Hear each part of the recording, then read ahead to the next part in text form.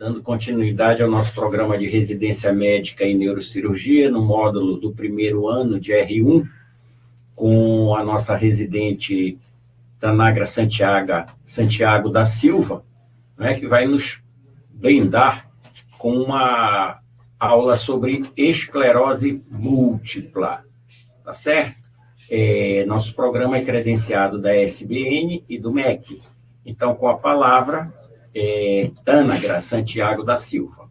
Bom dia, tudo bem? Hoje a gente vai abordar o tema sobre esclerose múltipla.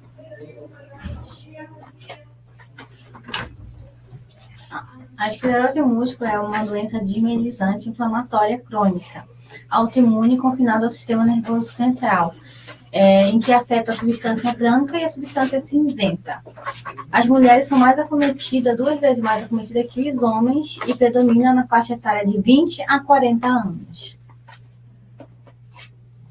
A distribuição geográfica, a população com mais alto risco seria a população da Europa Central e do Norte, a parte dos Estados Unidos, do Canadá, do Sul, da Austrália e da parte da União Soviética. Os fatores etiológicos seriam tanto a imunogenética como fatores ambientais, mas a etiologia da doença é de causa desconhecida, mas está relacionada com o tabagismo, que são fatores de riscos, baixa vitamina D, o vírus do Epstein-Barr, a mononucleose infecciosa e também a presença do halotipo de HLA-DR2. Como funciona, né? Funciona através de um estresse oxidativo que a gente tem no neurônio, aqui no neurônio. Através desse estresse oxidativo, a gente tem um estímulo antigênico de certo tipo de células, em que há uma ativação celular e um processo pró-inflamatório. Com esse processo, há uma neuroinflamação que causa a morte neuronal, ocasionando a progressão da esclerose múltipla. Principalmente da substância branca dos axônios, né? Dos neurônios. Uma desmielinização, na verdade. Isso. Aí a gente tem a clínica, né? Que é a classificação que a gente tem a síndrome clínica isolada radiológica, que seria somente uma afetação no exame de imagem. E depois temos a síndrome clínica isolada, que é que o paciente tem um episódio, um surto clínico, mais um exame de imagem que comprova a doença.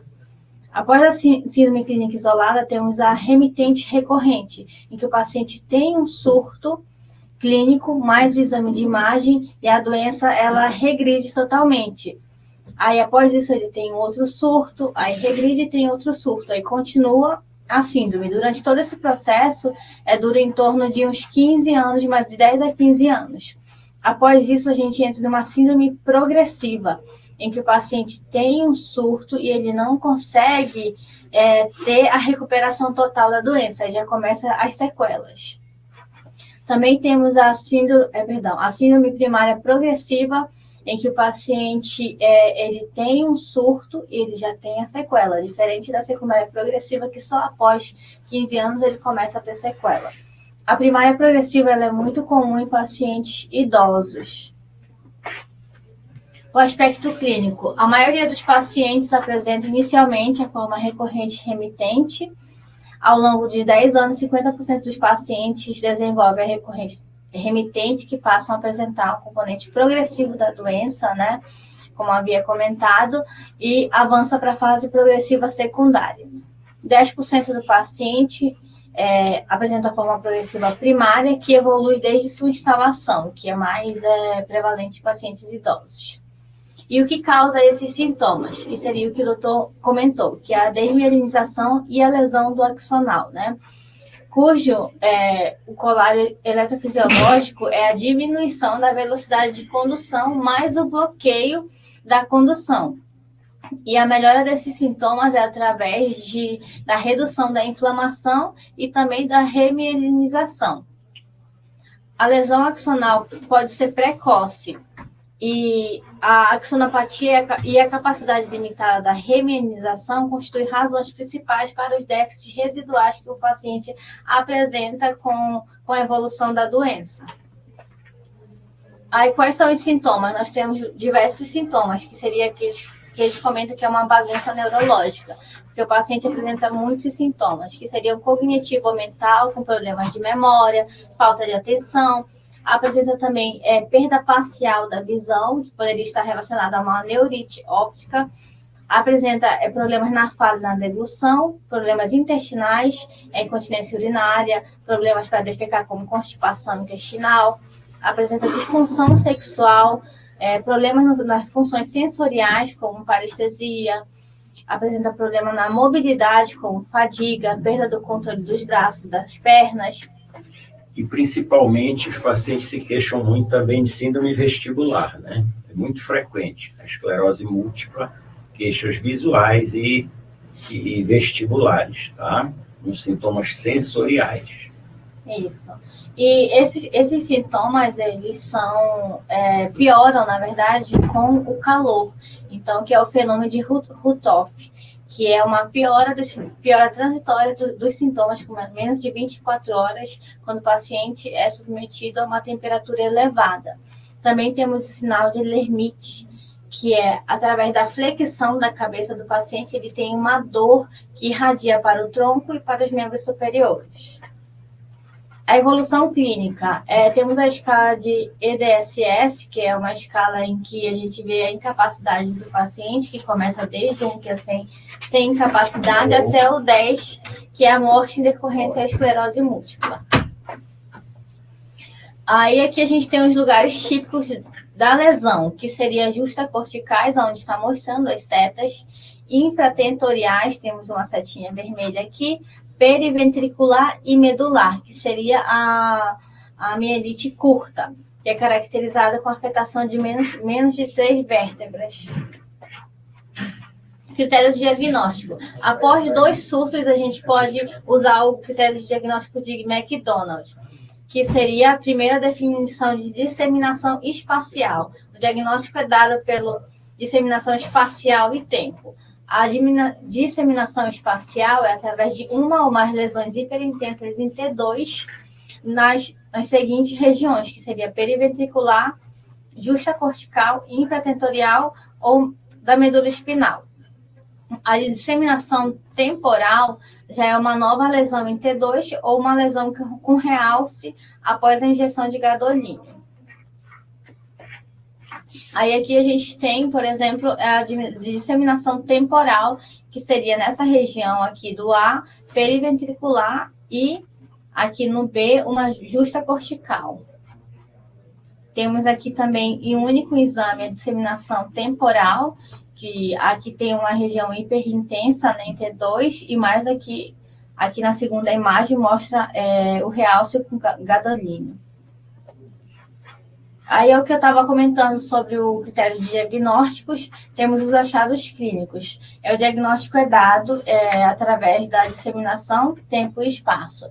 Então, se tivermos 2 surtos clínicos, que é o critério temporal, mais 2 lesões, que é o critério espacial, a gente não precisa de nenhum exame.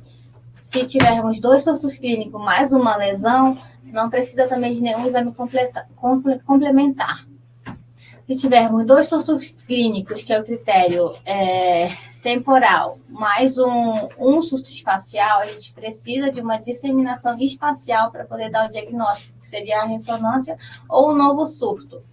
Se a gente tiver um surto clínico, que é o temporal, mais 2 lesões, que é o espacial, precisamos de uma disseminação temporal para poder ter o diagnóstico. Então, vamos fazer uma ressonância, ou precisamos ter um novo surto, ou o exame do BOC e GG, né? Aí, se tivermos um surto clínico e uma lesão, a gente precisa de uma disseminação tanto temporal quanto espacial, que seria através do líquido cefalorraquídeo ou o novo surto. Aí, se a gente tiver só sem remissão, no caso, a primária progressiva, precisamos de todos os exames para poder fazer o diagnóstico, que é um caso menos provável. A evolução espacial aqui, a gente tem na imagem, né, uma imagem periventricular, afetação periventricular, temos aqui também uma subcortical, temos a mielite aqui, a mielite curta, como havia comentado com vocês, temos aqui a temporal aqui embaixo, periventricular, mais uma lesão antiga. Aí também temos critério de Barkov. Lembrar sempre que a ressonância magnética tem que ser feita sem e com contraste, porque nem todas as placas aparecem na ressonância sem contraste. E uma ressonância normal, no primeiro surto, uma situação também não exclui a possibilidade do diagnóstico de esclerose múltipla. Certo. Também temos o critério de Barkov modificado, que é estabelecido exclusivamente pela ressonância magnética, em que temos que apresentar 3 dos 4 itens compatíveis na imagem, né? Que é uma lesão captando gadolínio ou 9 lesões hiperintensas em T2, 2, uma lesão ou lesões infratentoriais, uma lesão ou lesões justacorticais, ou 3 ou mais lesões periventriculares. Eu preciso ter 3 desses 4 itens aqui.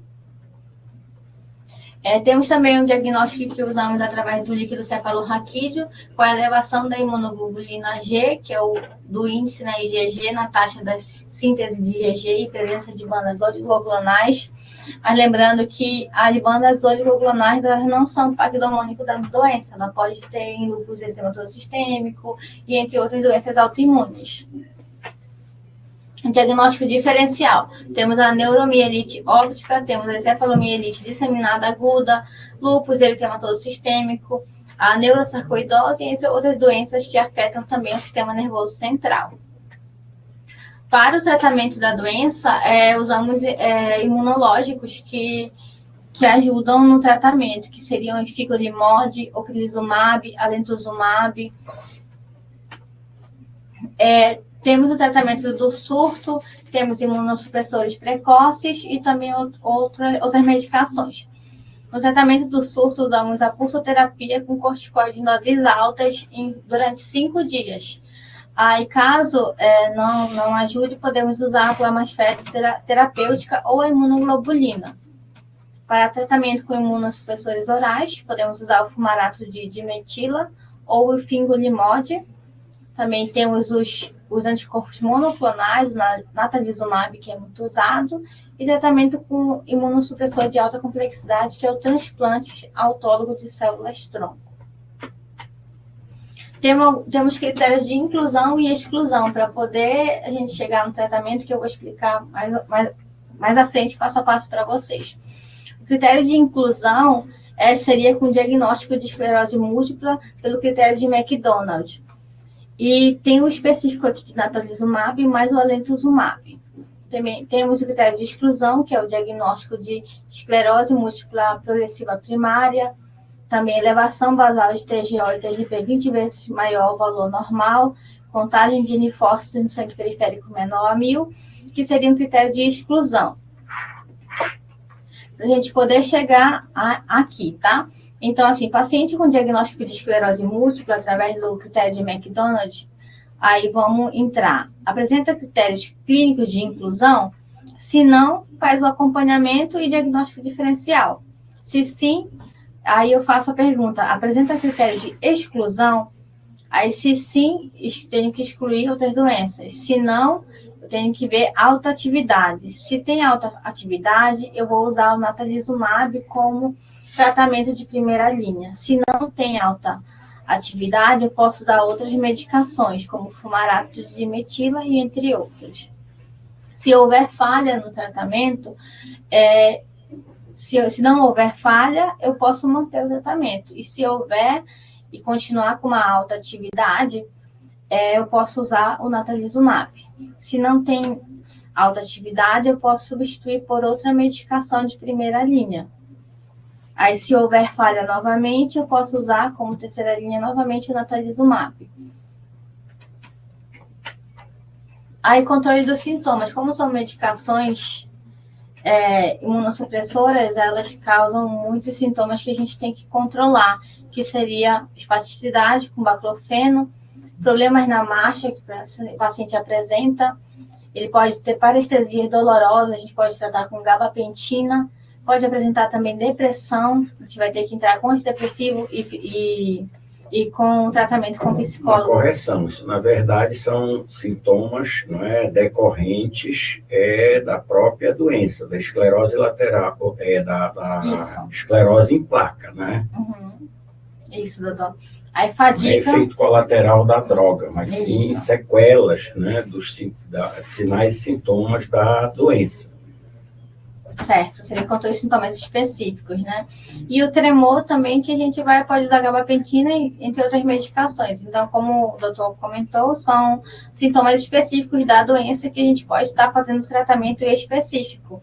E vale lembrar que o paciente sofre muito com problemas de depressão. Então, a gente tem que fazer o acompanhamento do paciente. Aí, aqui a referência do estudo, né, do trabalho feito. Tem algum comentário? Alguma dúvida aí, os residentes? Dúvida? Alguma pergunta? Então, muito obrigado, Tânagra. Vamos ficar aqui, seguir aqui com uma discussão breve com os residentes de neurocirurgia. Muito obrigado aqui aos nossos telespectadores. Obrigado, Tânagra. Obrigada, gente. Bom dia.